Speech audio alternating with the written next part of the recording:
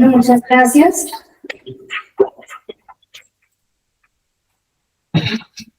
Bueno, por último, y no menos importante, porque realmente queríamos tocar un tema que fuera muy afín, movimos a la parte de alergología y inmunología, ¿cierto? Y pues escogimos a enfermedad hereditaria como mayor de nuevas perspectivas, como este tema que nos une tanto alergólogos como inmunólogos, ¿cierto? Y una unidad pues, se caracteriza por tener estas dos especialidades.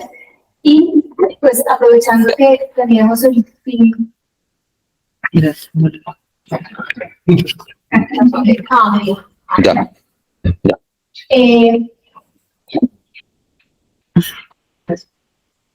¿Ya? Decidimos por qué hablar de enfermedad hereditaria. Entonces, pues como vimos, tenía un componente de alergología y de inmunología. El angioedema pues es una causa frecuente en la consulta, se confunde la mayoría de veces con alergias y finalmente el angioedema hereditario como tal es una inmunodeficiencia primaria o un error innato de la inmunidad que complemento con muchos avances en los últimos años y eso nos ha permitido pues crecer tanto en la unidad como en el conocimiento pues, de esta enfermedad. Cambia. Miren que la Ministerio de Salud definió los 3 grupos de riesgo y entre esos estaban puestas enfermedades huérfanas. Ahorita para el 29 de febrero estábamos celebrando el Día Mundial de Enfermedades Raras y por eso también quisimos traer este tema como algo prioritario para nosotros y es, como les decía, no por ser raras, ¿cierto? No son invisibles y ese fue el lema, pues ha sido el lema de las enfermedades huérfanas, raras pero no invisibles. Entonces, bueno, vamos a entrar como también en el tema del angioedema, pues hay muchas cosas, como les decía, que se confunden. Cuando llega un paciente con angioedema a la consulta, realmente nos pone a pensar cuáles son los posibles diagnósticos diferenciales. Entre ellos, pues tenemos desde una dermatitis atópica, un paciente que puede tener un síndrome nefrótico, un exoftalmo, un problema en la tiroides y falla cardíaca. Realmente todo empezamos desde que en 1882 este doctor King empezó a describir una familia que le pasaba que se hinchaba, ¿sí? Cuando empezó a hacer un familiograma se dio cuenta que había un componente pues, hereditario, había varios miembros de la familia afectados y desde ese momento se empezó a describir el término.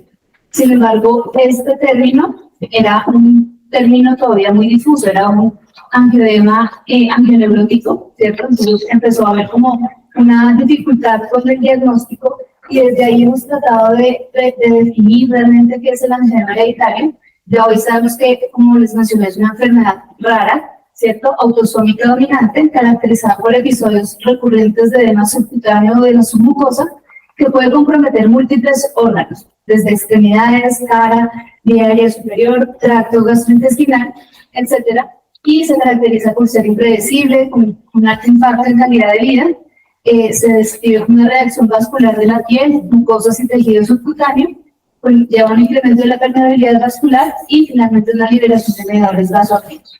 Como vimos pues durante toda la jornada, nuestro protagonista es el sistema inmunológico, acá tiene que ver con el sistema del complemento y de ahí pues viene una cascada grande de citoquinas, de cosas que están implicadas, el factor 2 y entre esos la vía de la bradicina, la reniteína y pues este es digamos que a grosso modo lo que ya finalmente a hoy conocemos, ese angioedema angioneurótico ya está clasificado como una enfermedad huérfana, rara, dentro de los errores innatos de la inmunidad del complemento y pues su nombre es el angioedema hereditario. Miren cómo hemos evolucionado en el tiempo, dentro, pues está descrito para nosotros acá en el país, digamos desde los diferentes alergólogos en el país, empezamos a trabajar en conjunto para ver cuántos pacientes habían realmente antes del 2016 no estaban descritos pacientes. Pues esto también puede corresponder a que antes no teníamos un sistema de vigilancia, ¿cierto?, de estas enfermedades, no las reportábamos en el mismo sistema, pero aproximadamente entre el 2016 y el 2019 habían 190 pacientes en Colombia. Y miren cómo al 2020 a 2023 pues fue aumentando exponencialmente, esto pues debido también a la educación, a más conocimiento de la enfermedad, mejor diagnóstico, Y pues la unión de mucho esto que estamos haciendo es hablar de la enfermedad. Y a hoy, pues, digamos que en la fuente del año pasado es Vigila, porque desafortunadamente para el 2024 ya no es una fuente pública, pero hacia el Vigila del 2023 teníamos un total de 487 pacientes, que pues coinciden con lo que la literatura de pronto nos reporta, que puede estar entre 1 en 50.000 pacientes. Si estimamos que en Colombia tenemos 50 millones de habitantes, pues podríamos estar hablando que deberíamos tener 1.000 pacientes, y de esos, pues si vamos en 487, estamos ya identificando el 48.7 de pacientes. O sea, vamos por un camino importante, ¿cierto? Hemos avanzado, pero pues miren que todavía como enfermedad huérfana, todavía estamos un poco atrasados. Este es el panorama a nivel latinoamericano. Bueno, reporte pues de la doctora Bluma, que también ha sido una persona experta en el tema, que se ha dedicado a reunir a todos los países en Latinoamérica y evaluar cómo ha sido el comportamiento de la enfermedad. Y cuando vemos a Colombia en general, en el país de Latinoamérica, pues realmente está dentro del tercer país. Primero está Brasil, luego Argentina, luego seguimos nosotros, porque el resto de países realmente ha sido pues bien difícil tanto la difusión del conocimiento como el reporte a los pacientes, que esto es súper importante, como vimos alrededor de la jornada, ¿cierto? Hemos visto que el describir y reportar a los pacientes es muy importante. Entonces, pues, de aquí nace que en el primer reporte colombiano, donde pues, participamos con la doctora Margarita Olivares, el doctor Olmos, acá también estuve presente, y pues acá empezamos a ver varias cosas que el reportar a los pacientes, vimos cómo la unión fue empezando o empezó a tener esos frutos.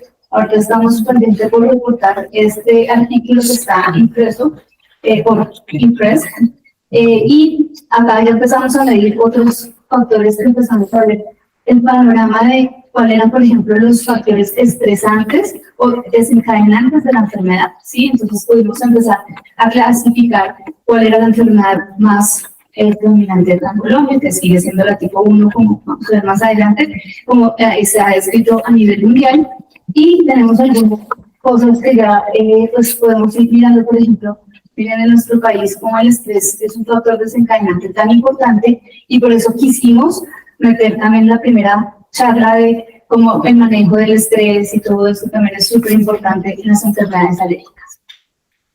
Entonces, el impacto de la enfermedad, esto pues, lo vemos mucho en las enfermedades huérfanas, y es que a pesar de que solo están en este triangulito, en el 10% del triángulo, en cuanto a la severidad de los síntomas, ¿sí?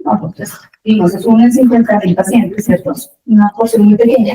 Pero cuando vemos en los costos que este paciente representa para el sistema, pues se consume casi que todo el presupuesto de salud, y miren cómo se invierte esta pirámide. Entonces es una enfermedad de alta carga, tanto socioeconómica como emocional y demás para el paciente, ya lo vamos a ver.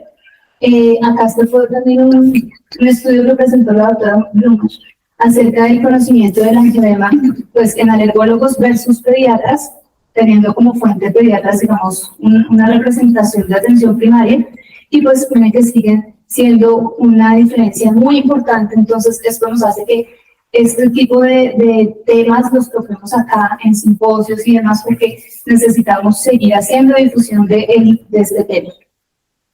Miren cómo el cuadro clínico pues puede ser muy variado, ¿cierto? Usualmente es un edema de inicio gradual, usualmente es de 12 a 36 horas. Esto lo diferencia de un angioedema que usualmente es histaminérgico. Este ya lo estamos clasificando por el lado de la valentina, que es más bien el histaminérgico, como lo escribió la doctora Kahneman, pues tiene que ver más con las enfermedades IgE mediadas, y pues usualmente esos son más rápidos. La crisis se resuelve entre 2 a 5 días y ocasionalmente hasta una semana de duración. Y miren cómo puede comprometer casi que cualquier órgano, y es tan impactante que pues creo que las imágenes hablan por sí solas, ¿no? Uno ve este tipo de inflamación, Iba a decir, es el mismo. ya uno empieza a llamar la atención, ya es demasiado desproporcionado la inflamación, y a veces puede ser simplemente la mano, que uno diría, bueno, pues la mano Y la manita no no es tan se la lleva importante, bien. pues, puedo vivir con un poco la mano hinchada, Maleta. pero ya realmente cuando empiezas a tener un compromiso, por ejemplo, a nivel gastrointestinal, y empiezas a tener síntomas todo el tiempo gastrointestinales, en los de todos los exámenes salen normales, algunos pacientes hasta son llevados a cirugías y Roberto. la mayoría de veces no encuentran nada, pues llega un punto en donde el paciente, la mayoría de veces llega a la categoría de Allá no sé cuando si los médicos igual. no saben, es algo psicológico, ¿cierto? Psiquiátrico, y pues ya empezar a ver que aunque nadie le para bolas a este paciente, pues realmente es muy frustrante para ellos. Y Yo la dejé pues allá. cuando se presenta con angioedema laríngeo, pues ahí sí corremos, ¿no? Porque ese sí es el que nos asusta, es el que Yo le dije compromete la al vía aérea. ingeniero que Entonces, la creen cuidara. que ellos tienen los dos escenarios. Viven muchas veces con la angustia de tener que vivir con un angioedema Y no es que les va a comprometer la vía aérea. Entonces, para ellos muchas veces es vivir con el miedo en qué momento se van a ahogar, en qué momento pues literalmente se pueden morir por esto. Y aunque este es el curso que mencionaba de la es que hay una maleta. de Digo, un angioedema y una también maleta de la cámara y es. el angioedema hereditario, realmente miren cómo estas imágenes pues hablan por sí solas, ¿cierto? Miren cómo estos pacientes, estos son algunos de nuestros pacientes, son de los más chiquitos, realmente dentro del estudio que hicimos está reportado ¿La radiofrecuencia? la edad media de diagnóstico acá en Colombia es entre los 12 y 13 años. En el mundo está en algunos institutos más tempranos, se debe a que pues, usualmente es la adolescencia, el cambio hormonal, el que dispara estos procesos. Pero miren, nosotros, una chiquita más pequeña, tenía 2 años cuando la conocimos, y este chiquito que tiene 12 años. Entonces, realmente, pues, desde una mamá que puede estar angustiada por eso que le puede pasar a tu hijo, ¿cierto?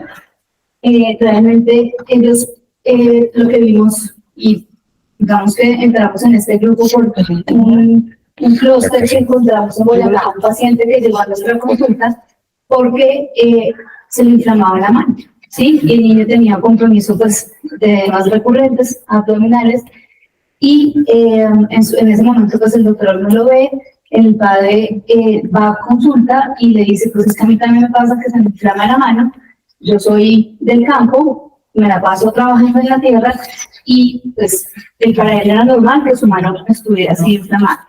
Pero claro, cuando uno ya mira, bueno, es el papá, es el hijo, ¿cierto? Eso ya nos dio como una alerta, y pues de ahí sale una familia que lleva casi 55 familiares de ese grupo en Toca, Boyacá, pues por ayudarme en Boyacá y demás, se han encontrado este grupo de pacientes. Y pues miren cómo fue importante esta historia, hacer una historia clínica muchas veces completa, ¿cierto? Como decíamos, y preguntar si fuman, si demás, pero cuando preguntamos la historia familiar es buscando esto, ¿no? Que a veces se nos pasa. Entonces, pues ya cuando llegamos a esto, por ejemplo, una obstrucción de vía aérea, esto es lo que puede pasarle a un paciente. En nuestros pacientes de Toca nos contaba que su abuela había fallecido porque se había ahogado. Ella intentaba meterse una cuchara para poder respirar. Además estaba a casi 2 horas del hospital principal y pues ella fallece. Entonces, cuando empezamos a mirar toda esta historia, pues la abuela, el papá, el nieto, ¿cierto? Y pues ya había compromiso de vida aérea, también de la severidad. Y la maleta, pues alguien que... Pero no, yo los entrego así, llegan ahí. Hay algunos que pacientes mencionan que hay como un prodromo, los entrego así síntomas antes de que son muy difusos, pero que hasta el 50% de los pacientes lo pueden manifestar desde una lectura activa, casi como síntomas de gripa, ¿cierto?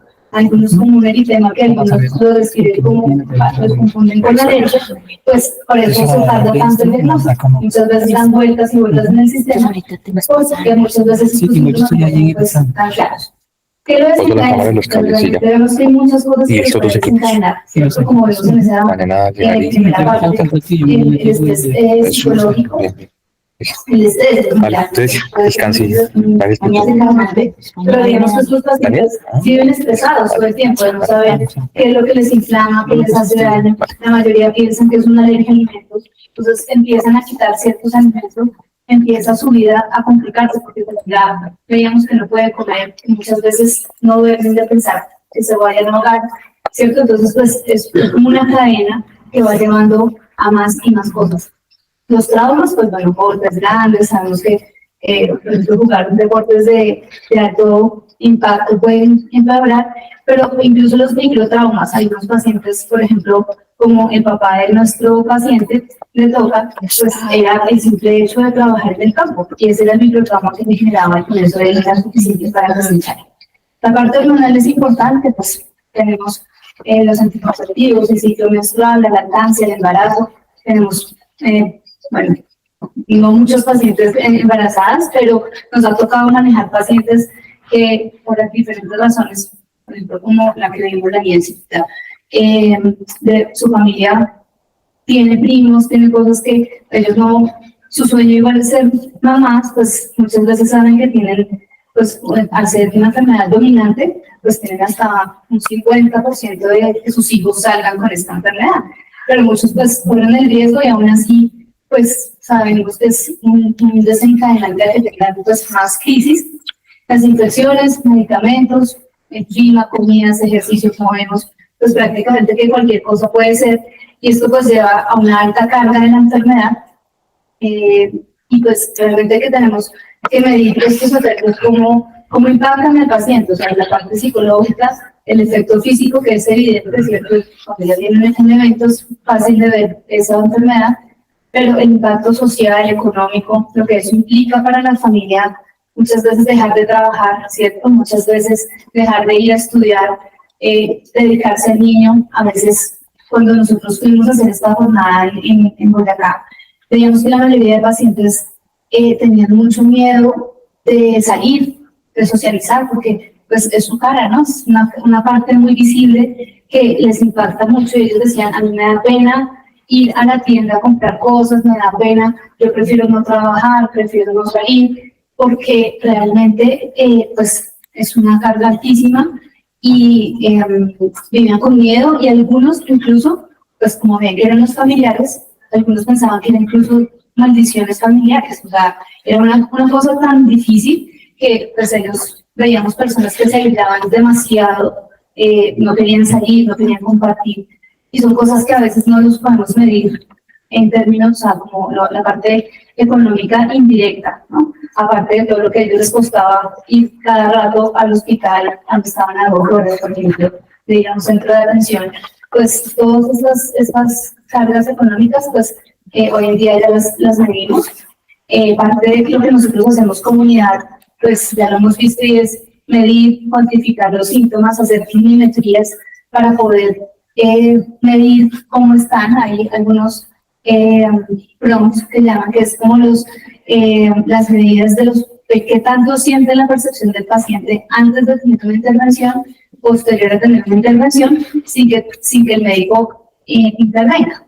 Y pues vemos que en el mundo tenemos ya varias escalas que nos miden cómo medimos la enfermedad, ¿cierto? La objetivizamos, es decir, no solamente decir, uy, me parece que se hinchó más o menos un poquito el labio, a mí me parece que tiene un poquito más, entonces depende como del observador. Realmente acá ya lo que queremos es, pues de verdad, medir cuántos episodios tiene, cómo está el control durante las últimas semanas, cómo ha estado. Entonces ya esto ya no es simplemente me parece un poquito que está hinchado, sino que realmente podemos empezar a medir el grado de la enfermedad y pues del control también de la enfermedad. Está usualmente para 4 semanas a 6 meses. Por ejemplo, que es el ACT, que es el control, pues la idea es poder medir ese paciente cómo está con una intervención que hacemos, y eso hay que medirlo y hay que documentarlo. Acá, como veíamos la calidad de vida, pues sabemos que está impactada, pero tenemos que documentarla, ¿sí? Hay principalmente 4 niños, pero ellos pues buscan también cómo está su parte social, su parte emocional. Entonces, en cada una pues se mide, y de acuerdo a eso se puede pues tener un cuestionario que nos permita medir qué tanto está afectada su calidad de vida. Entonces, junto con la Asociación Colombiana de Alergia, Asma e Inmunología, pues se ha implementado, o se está implementando más bien este año, se está implementando una forma de tener a un clic todos los cuestionarios para poder dejar la clinimetría documentada. No sé si, bueno, en la presentación del doctor Vivaldo que se hizo con asma, pues fue buscar cómo medimos cada cosa, ¿no? Cómo está la alarma, cómo está la técnica inhalatoria, pues acá también tenemos que medir cómo están esos, digamos, las frecuencias de la crisis, la gravedad de las crisis, cómo está el ACT, cómo está el puntaje, porque todo esto nos va a dar un puntaje que nos va a permitir al asegurador decirle, mire cómo está el paciente, y seguramente si hacemos alguna intervención, cómo se controla y cómo no, ¿sí? Entonces, pues, acá hay algunas cosas que nos mencionan como un algoritmo, ¿cierto? De cuando escuchamos un paciente con angioedema, pues lo primero que solicitamos son 3 cosas: el C4, el segundo inhibidor, en cantidad y en función, porque puede estar alterado, y como vimos en las enfermedades huérfanas, muchas veces hay laboratorios que salen normales en cantidad, pero eso no quiere decir que en función no sean alterados. Entonces, acá muchas veces vemos que el segundo inhibidor está normal en cantidad, pero en función no. Entonces, el tipo 1, pues es cuando todo está bajo. El C4, el segundo inhibidor en concentración en función, es el más frecuente, está escrito que es el 85%. Y pues esto también tiene que sumarse, como vimos, a una historia clínica completa junto con los antecedentes familiares. El tipo 2, que está escrito que es el 15%, pues usualmente el C4 o el segundo inhibidor de niveles está normal, pero el segundo inhibidor funcional es el que está bajo. Entonces, acá lo podemos ver. Hay algunas cosas donde, como vimos también en alergias preescribidas, cuando hay ciertos exámenes que salen normales, y acá vemos que todo está normal. El C4 está normal, el segundo inhibidor y el funcional está normal. Pues ahí tenemos que repetir los exámenes durante el ataque, porque puede pasar que el paciente esté normal, pero que durante el ataque vemos que se consume el complemento. Y acá pues ya tenemos un panorama un poquito más amplio, y es el diagnóstico genético, en donde pues podemos ver si tiene definitivamente un angioedema con segundo inhibidor normal, o pasa a otra categoría que es angioedema idiopático adquirido, mediado por bradykinin o células del mastocito, que es, pues digamos que por otra parte. Esto en cuanto, digamos, como la clasificación, pues es importante decirle al paciente, no solamente tiene angioedema tipo 1 o tipo 2, ¿cierto? Sino que también tenemos que decirle cómo está esa enfermedad, es decir, esa angioedema hereditario tipo 1 y cómo está, si está sintomático, si es leve, si es moderado, si es severo, porque de acuerdo a esto también nos va a impactar el tratamiento y qué tenemos que hacer. Entonces, para cada uno, pues vamos a tener la descripción y pues lo vamos a documentar en la historia clínica. ¿Qué vamos a hacer? Entonces, pues, importante, como vimos a lo largo de esta jornada, es la educación al paciente. Es muy importante tenerlo educado sobre su patología, los riesgos, los desencadenantes, lo que vimos. Asesorarlo para un procedimiento, por ejemplo, es importante. Hay unos factores desencadenantes cuando vimos, olvidé mencionarlo, pero pues, lo voy a mencionar ahorita más adelante, y es los procedimientos odontológicos o cirugías o las intervenciones quirúrgicas que van a necesitar. Es muy importante porque el paciente simplemente no puede ir al odontólogo normal a que le saque una muela, porque imagínense lo que puede pasarle si no hacemos un tratamiento. Deportes de contacto, pues que no sean de alto impacto, medicamentos. En algunos vamos a mirar que tenemos que hacer un plan de tratamiento para eso, para los procedimientos, las profilaxis de corto plazo y a largo plazo, y que haya un plan de manejo para la escuela y para la casa. Esto es muy importante porque si no lo dejamos, el paciente, lo que decíamos, va al colegio, se inflama de una manera desproporcionada y nadie sabe qué hacer, nadie sabe cómo actuar en ese momento. Y si ellos no hacen este entrenamiento desde casa y desde la escuela, pues va a ser más difícil. Entonces, como vemos, pues el tratamiento va a estar dirigido de acuerdo a si vamos a tratar una crisis aguda, si vamos a hablar de una profilaxis a corto plazo o a largo plazo. Entonces, pues acá vamos a hablar según, digamos, la condición. Afortunadamente, en Colombia, así como pasa con el asma y otras enfermedades alérgicas, tenemos disponible pues la mayoría de medicamentos que se han aprobados en el mundo. Ya les vamos a ver en la lista, pero inicialmente cuando empezamos no había sino danazol en el país, pues androgénico, que era el que nos servía para todo un poco, tanto para las profilaxis cortas como para las profilaxis a largo plazo, pero realmente es un medicamento que tenía muchos efectos adversos y pues el hecho de que ya tengamos otros medicamentos como el segundo inhibidor, por ejemplo, que lo podemos utilizar a profilaxis de corto plazo, ¿cierto? Por ejemplo, si un paciente está controlado, pero necesita ir al odontólogo, pues yo no necesito darle un tratamiento de largo plazo, sino simplemente lo preparo para la cirugía o para la extracción dental y ya, ¿cierto? Entonces va a ser unos 5 días antes, preparamos al paciente, tu paciente va al procedimiento y después pues sigue normal como está. Pero hay otros pacientes, como vimos, que no ocurre esto, sino que realmente son pacientes que están teniendo crisis frecuentes, que hay unos criterios, pues ya para empezar la profilaxis a largo plazo, pues van a estar en la indicación de no solamente este medicamento por días, sino realmente lo van a necesitar a largo plazo y esto es muy importante. Hoy en día pues tenemos, la mayoría son medicamentos subcutáneos, muy probablemente ya la tenemos disponible para Colombia, un medicamento que también va a estar por vía oral y eso pues realmente va a cambiar también la calidad de vida del paciente. Pues muchos sabemos, por lo menos en inmunoterapia sabemos que no a todos les gusta chuzarse cada 14 días o bueno, muchos necesitan a veces 2 veces por semana.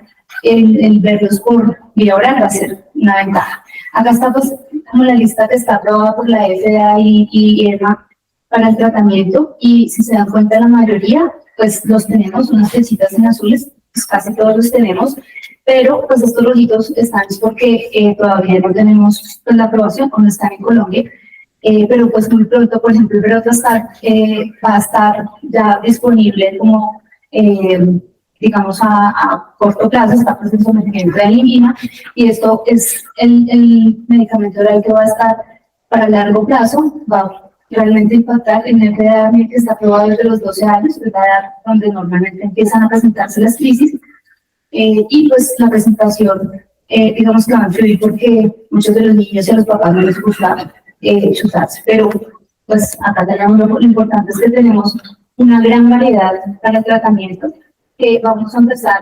Es importante, más que hablar de algo puntual, es que necesitamos considerar quienes necesitan profilaxis a largo plazo, poder hacer todos estos factores clínicos, mirar la frecuencia de la crisis, la severidad de las crisis, la carga o el peso de la enfermedad.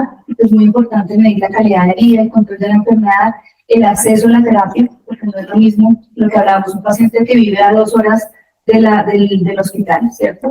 A uno que pues de pronto está acá en la ciudad y tiene acceso a urgencias de manera rápida, y los factores específicos como tal de la terapia. Entonces, evaluar pues, el riesgo-beneficio que puede haber siempre durante el tratamiento, propiedades de la terapia, pues como la vía de administración, y en esto pues la preferencia del paciente, porque esto es muy importante. Como veíamos, necesitamos ser coach de los pacientes, es decir, no imponerle, sino tratar de ver cuál es la mejor terapia para los pacientes. Entonces, durante pues, el seguimiento, miren que esto hace parte de que sea una unidad que gira en que este eslogan que está acá me parece súper lindo porque dice que en CAIR impactamos la calidad de vida de nuestros usuarios mediante programas integrales en salud. O sea, que tenemos que hacer no solamente dedicarnos solamente a la enfermedad, sino dejarle todo un plan de acción individual al paciente. Esto es muy importante, que el paciente esté educado, que tenga las medidas de prevención, cuidados en casa, los tratamientos de crisis. O sea, no podemos dejar que un paciente por desconocimiento vaya al odontólogo sin que tenga, por ejemplo, una profilaxis a corto plazo. El apoyo holístico, entonces necesitamos apoyo de psicología, de nutrición, necesitamos apoyo donde el paciente pueda contar esto, manejar el estrés, que son factores desencadenantes. La nutrición, muchas veces son personas que, como les contaba, piensan que es un alimento y prácticamente no comen muchas cosas, entonces eso también altera mucho la calidad de vida. Apoyarlos o conectarlos con la organización de pacientes, porque esto les ayuda a que ellos conozcan sus derechos de atención como usuarios, el apoyo integral, el hecho de que ellos sepan que es una enfermedad huérfana y rara, pero que hay otras personas que tienen esta misma patología, pues ayuda a que ellos tengan como una red de apoyo, que es muy importante. Seguir promocionando el conocimiento en profesionales de la salud, directivas de salud y en la comunidad general, porque es muy importante que esto un asegurador sepa qué es lo que está pasando con un paciente, por ejemplo, como enfermedad hereditaria. Como yo les decía, en el triangulito no representa mucho, pero el costo sí es visible para el sistema. Es un paciente que empieza a ser una carga, ¿no? Entonces, también es como el paciente que muchos de los aseguradores empiezan como a tratar de limitar, por ejemplo, medicamentos, pero ellos como enfermedad huérfana en Colombia tienen un derecho, tienen una ley que los ampara, la 492, y el hecho de que ellos estén conectados con la organización de pacientes les va a ayudar mucho. Y pues el desarrollo de nuevos tratamientos definitivamente es muy importante. Acá hay algunas, digamos, está la COLAE, que es la Asociación de Pacientes Colombiana para Enfermedad Hereditaria, y pues ellos son en general muy unidos, y eso ha permitido que ellos luchen por sus derechos, porque ahorita, y bueno, no sabemos cómo vengan las cosas con la reforma, pues necesitamos que estén unidos también para que reciban su tratamiento, si estén unidos. Entonces, pues, este es como un escenario del AGV, ¿no? Los pacientes diagnosticados, que esto es como la política de las, ya estamos viendo un poco, ¿no? Cómo los pacientes empiezan a ser visibles, ya hay un poco más acceso a medicamentos, pero pues debajo hay muchas cosas todavía nos falta mucho por trabajar, nos falta reconocer muchos más pacientes, seguir conociendo la enfermedad. El estudio genético ya nos va a permitir desarrollar también muchas otras cosas, como les dije, ya por lo menos 8 genes que ya se han identificado, que nos ha permitido avanzar, pero pues todavía seguimos en esta parte, hay mucho que trabajar. Entonces, pues estas son nuestras conclusiones. Seríamos como recalcar que requiere pues un manejo integral, como un centro de referencia o centro de referencia, como vimos, que todos estos modelos definitivamente tienen un alto impacto, y pues en CAIRE queremos brindar a estos pacientes esta posibilidad. Es necesario seguir la difusión de la enfermedad a nivel del cuerpo médico, autoridades de la salud, pacientes y comunidad, que existen medicamentos de alta eficacia en el manejo de crisis y de profilaxis, y que hoy en día ya contamos con manejos pues, tanto biológicos, profilácticos, orales no androgénicos, que también cambian el curso de la enfermedad, y esto pues definitivamente hace que este escenario de los pacientes, como vimos al principio, son raras pero no invisibles, que tenemos que trabajar por esos pacientes. Entonces esto describe el camino largo que vamos por recorrer. Y bueno, finalizando, creo que no sé si el que quería tomar el código para la charla del doctor, aquí queda, si nos pueden ayudar a diligenciarlo, de verdad que sería muy importante también para ir viendo todas estas intervenciones que hacemos ahí. Doctora Catalina, muchas gracias.